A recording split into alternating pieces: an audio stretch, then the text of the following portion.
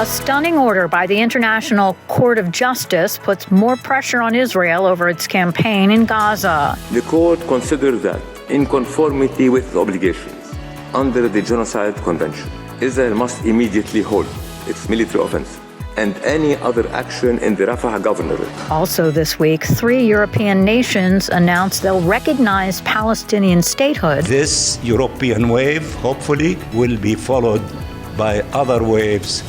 The support to the state of Palestine, its admission to the UN and recognition is taking momentum. And Israel's military says it has recovered 3 more bodies of hostages being held in Gaza. Today is Saturday, May 25th. Join us as we explore the issues in the news.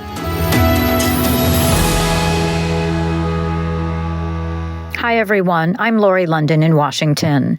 Judges at the top United Nations Court Friday issued a landmark emergency ruling. The court considered that, in conformity with obligations under the Genocide Convention, Israel must immediately halt its military offensive and any other action in the Rafah governorate which may inflict on the Palestinian group in Gaza conditions of life that could bring about its physical destruction in whole or in part. The International Court of Justice ordered Israel also to open the Rafah crossing between Egypt and Gaza to let in aid.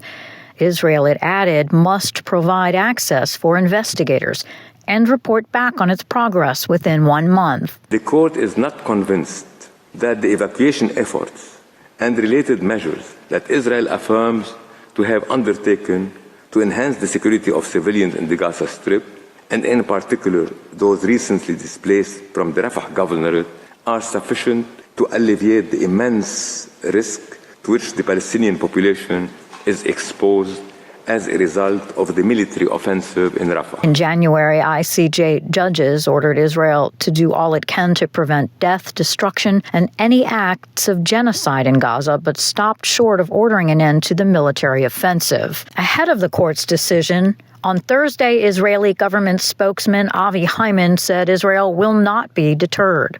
No power on earth will stop Israel from protecting its citizens and going after Hamas in Gaza. We will destroy Hamas. We will return peace and security to the people of Israel and to the people of Gaza. We cannot go on with a genocidal terrorist regime on our southern border. Friday's ruling, however, was welcomed by Palestinian envoy Riyad Mansour. We also welcome the fact that they called for the opening of Rafah crossing, for providing humanitarian assistance to scale, and to continue fighting against the crime against humanity of mass transfer, including the pushing of 800,000 of Palestinians around Rafah to move to other parts of the Gaza Strip. The decision followed another dramatic move by the International Criminal Court earlier in the week. On Monday, its chief prosecutor, Karim Khan, said he would seek approval of arrest warrants for leaders of Hamas and Israel, including Israeli Prime Minister Benjamin Netanyahu and Defense Minister Yoav Gallant. The allegations included starvation of civilians and willfully causing great suffering. But in an appearance on ABC's Good Morning America Tuesday, Netanyahu rejected Khan's decision. It's a hit job. It's not serious. He's out to defame Israel, and he's also pouring gasoline on the fires of anti-Semitism that are spreading around the world, because he is attacking the one and only Jewish state and trying to handcuff us, preventing us from exercising responsibly through the laws of war as we obey them and we are subordinate to them. He's saying we're not.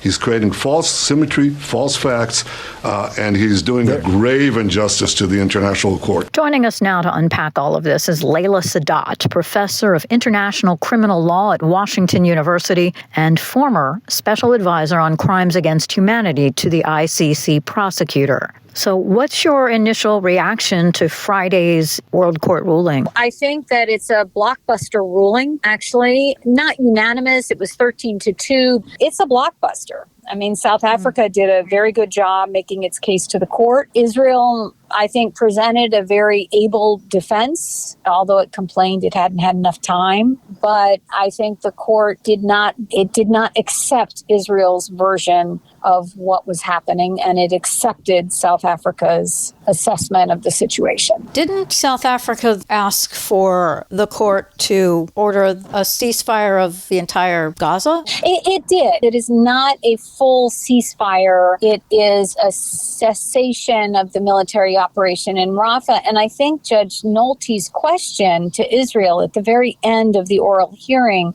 about what steps are you taking when you talk about evacuation of the civilian population there, how are you assuring their survival, basically, was the gist of his question. And I think there was no real answer to that because the location to which the 800,000 individuals being moved is a location that does not currently support human habitation in any positive way, right? The infrastructure has been destroyed, access to water, access to food, fuel, electricity, hospital care. And so I think the court was really focused on what has changed, and what has changed is the attack on Rafah, which was sort of the last surviving enclave in Gaza that was able to limpingly sustain human life in some way. And that was South Africa. Basically, the case it made during the oral hearing was that's what's different. Sort of a Srebrenica-style argument, which is this is the last surviving enclave with some semblance of infrastructure, and pushing people out into these areas where it's just not clear how they would even sustain life is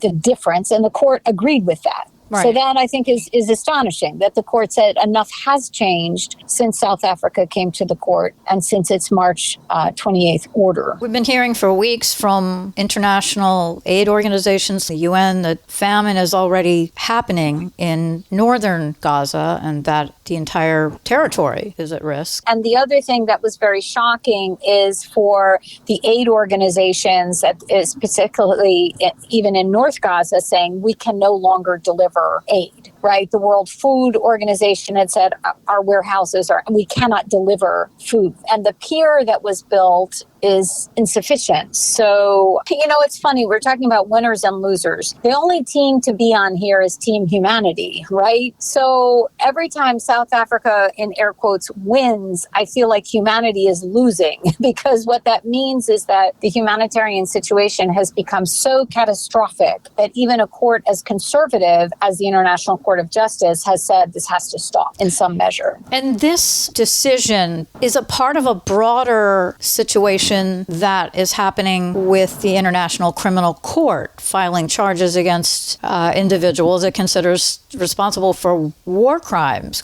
against humanity. Even the word genocide was used. And that was just Monday, days ago. This is a really, really serious situation. And the fact that the ICC is involved, I think, should be welcomed. I know there's been some pushback to the arrest warrants, but this really needs to be welcomed because the fighting and the casualty levels and the humanitarian crisis have spun completely out of control, bringing neither peace nor justice to the victims of either side. And so the ICC is really looking at accountability for the crimes committed on October 7th. And since October 7th, then of course the ICC has on its docket allegations of war crimes that were committed even prior to this in 2014, in 2018, in 2021. So this is a long-standing, simmering conflict that has now spiraled. It's what I call an atrocity cascade, where if you don't staunch the atrocities in a fairly early phase, they spin completely out of control. So I think the entire international community, all of the institutions are trying to bring a measured and judicious pressure to bear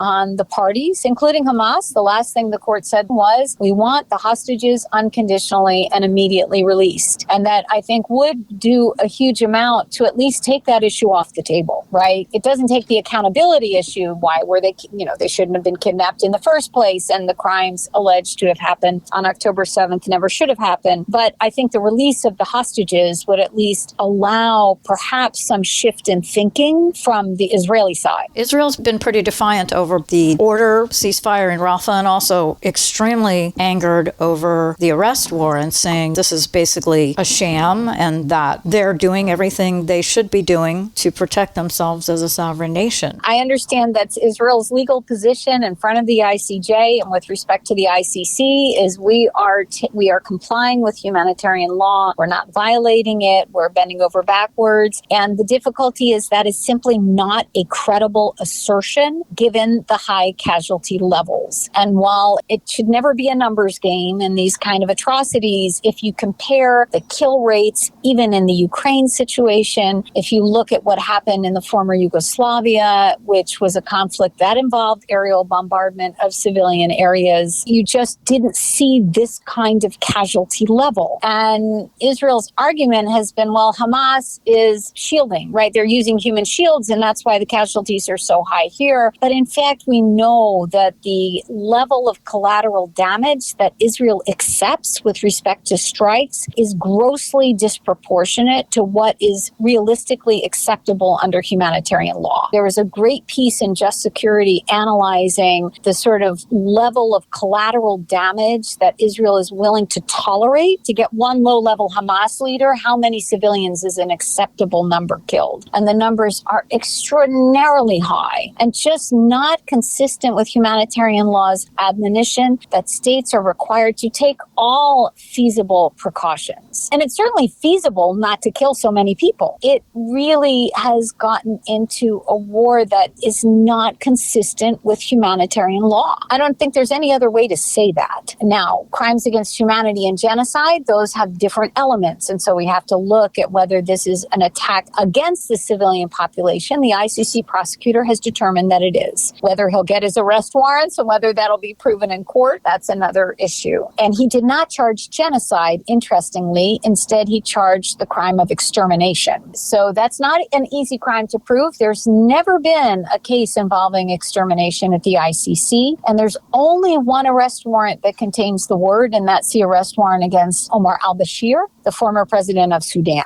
And that's the only case in which extermination has been charged as a crime against humanity because it is sort of akin to genocide. It's a mass killing. It's a mass extermination. Extermination is pretty intense. The word extermination is really intense. And remember, at Nuremberg, it was extermination. There was no genocide charge at Nuremberg. The Genocide Convention hadn't yet been adopted. So the crime against humanity of extermination is an extraordinarily serious charge. And he leveled it not just at Israel, he leveled it at Hamas, which I think is interesting. So that will be one that we'll be watching very closely because, as I said, we've never had an extermination case at the ICC, and it's only in one arrest warrant that has not yet been executed because we can't get at the ICC custody of the accused. What ability does the ICJ or the ICC have to enforce any of this? The International Court of Justice has an enforcement mechanism, but it's the UN Security Council. And the United States has already vetoed several resolutions relating to the conflict and would be unlikely to not veto if it was brought to the council that Israel was in noncompliance, and I suspect it will be. I think we can probably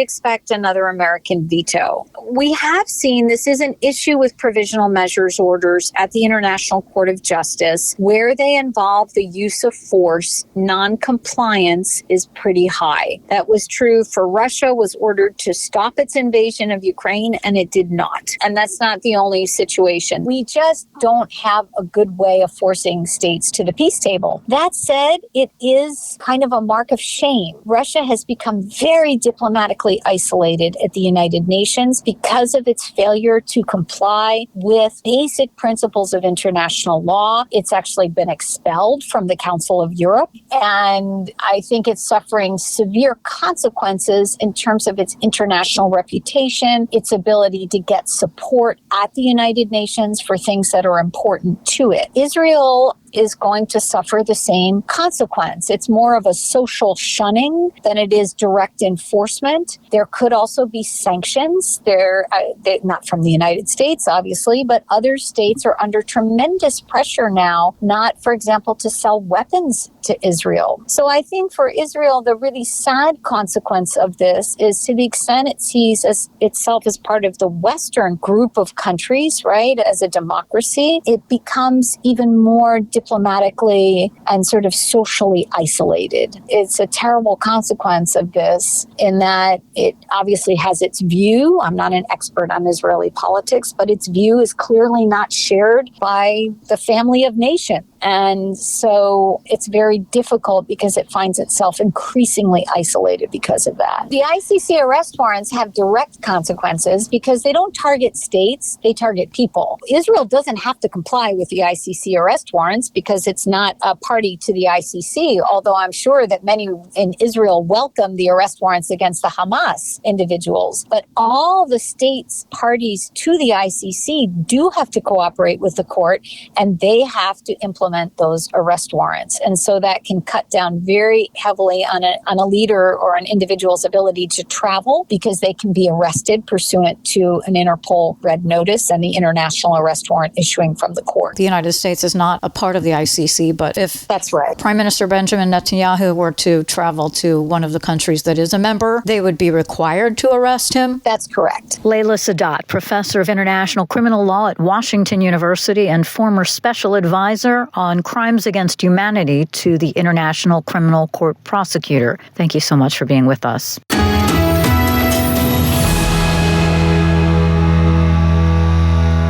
You're listening to Issues in the News. I'm Lori London. Well, adding to the pile-on over concerns of Israel's conduct in Gaza came another stinging announcement this week. Palestinian UN envoy Riyad Mansour. It is a wonderful omen as we assemble today that we received very positive news from Europe that Spain, Ireland, and Norway declared today that they will be recognizing the state of Palestine on the 28th of this month. For insights into what, if any, momentum this could bring toward ending the war, I spoke with Brian Katulis, Senior Fellow for U.S. Foreign Policy at the Middle East Institute, who was attending meetings in Doha, Qatar. The move, I think, is mostly symbolic, but the symbolism is powerful, and it sends the message to Israel and the United States and other countries around the world. A growing number of them are committed to see a two-state solution, to see the creation of a state called Palestine. And even though this move does not change any of the realities on the ground, which are quite grim, it's a signal, especially to the Israeli leadership of the current government, that there are voices in the international community who want to see a clear path to a two-state solution. Does it put pressure on Israel to bring the war to an end? I don't think so, because Israel's leaders, whether it's Netanyahu or Gallant or anyone who comes after them, will mostly respond to two main things: the security conditions their country is experiencing in the region, which are still pretty bad. You know, they're experiencing daily rocket attacks from either Gaza or Lebanon or even Syria. And they'll also respond to the pressures from their own people. And as far as we can see from measures of Israeli public sentiment, including Israeli Arabs, there's still pretty strong majority support for Israel's military operation in Gaza, in part because they feel the threat that everyone witnessed on October 7th, but also because of the hostages that still remain in the hands of Hamas and other groups in Gaza. And you know, the question of statehood, one of the reasons Israel has been pushing back so hard is that people feel like any discussion of statehood is rewarding Hamas in some way? That's a concern, but the real reward to Hamas came for more than a decade when Benjamin Netanyahu and several Israeli leaders actually rewarded Hamas with funding from Qatar, and they were part of that arrangement that helped keep Hamas in power in Gaza. So I think the real challenge with that way of thinking is that it's stuck in the past and doesn't actually recognize the legitimate concerns of ordinary Palestinians, many of whom don't support Hamas and just want to live a life in peace and dignity. So to me, I understand the sentiment given the trauma of October 7th and the hostages and the enduring trauma trauma of that. But it also, I think leaders need to lead their people to a better situation. And it's hard to conceive of something better in the current pathway that Israel is on, which seems to be a road to nowhere but endless war and perhaps reoccupation of Gaza. So I think the bold move by a bold leader would be to accept what I see the United States and the Biden administration working with countries like Saudi Arabia and others in the Arab world trying to do, which is create a pathway, long-term pathway, but a pathway to a two-state solution. At this point, it doesn't seem like Israel is outwardly anyway expressing any openness to shifting their strategy thus far, even with the outside pressure. Pressure doesn't really produce lasting peace. It's never has in the Middle East. What does is the realization between the parties of a conflict that war is actually more destructive to their self-interest than a pathway to peace. And right now, I think Israel, as well as Hamas, are still caught up in an existential fight with each other. And the costs are mostly being borne by ordinary Palestinians living in Gaza. They're also being borne by many Israelis who have family members who are in combat in Gaza. And this is the box that they're in right now. And history shows us there's very little when it comes to pressure, especially when it comes to pressure on countries that feel threatened, that these moves, though I think say important things about how many in the international community see Israel's actions right now, I don't think they amount to much in terms of ending the conflict. The warning and concerns that several Biden administration officials have raised for several months now about the lack of a clear plan by Israel to go after the Hamas militants in a way that actually enhances civilian protections and also deals with the growing humanitarian crisis. And it doesn't seem like there's a credible plan. And it also doesn't seem like the Biden administration is going to use much leverage to try to change Israel's trajectory here, unless there's some sort of surprise move on the part of the Biden administration. So the simple point is that Hamas could very easily end this conflict by saying they would accept the ceasefire that was on offer and the on-again, off-again talks for 5 months and release hostages in exchange for prisoners. So this is the problem. Hamas itself is also to blame by shielding itself with innocent Palestinians and trying to stay in the power. So there are no good actors in this. And I think it's an unfortunate consequence of this type of asymmetric war that a terrorist group uses against a country like Israel. And Israel responds in a way that its people want them to defend themselves. But ultimately, it doesn't seem to be producing a pathway to anywhere but an endless war. We're hearing that there is a potential for restarting ceasefire talks. Have you heard anything about that? I was in sessions here. They're off-the-record sessions, but I was in sessions with regional diplomats, and there hasn't been a day that's gone by, I would say, since the last ceasefire in late November, early December last year collapsed because Hamas restarted the attacks against Israel. So every day there's some new initiative. Even when the recent spurt of diplomacy kind of died down, there are always people who are trying to construct that pathway, whether it's from Qataris here or Egyptians or U.S. officials. The challenge with these talks is that it's not just about the release of several hundred hostages in exchange for prisoners, several hundred in total. I mean, there's only about maybe 40 or 60 hostages left, but the Hamas group expects several hundred prisoners to be released by Israel. The talks are also about setting the contours of what would be a more lasting ceasefire than just more than 6 weeks. And in that context, there are a lot of issues that either Israel or Hamas tries to add to the negotiation, including the positioning of Israeli troops, whether they would withdraw fully, how much freedom of movement Palestinians would have throughout the Gaza Strip, what sort of measures might be put into place to disarm Hamas as a security threat. And that's what makes these talks very complicated. So I see that they're going to try to do this again, but ultimately it comes up to the leaders of Israel and Hamas to try to find a pathway here.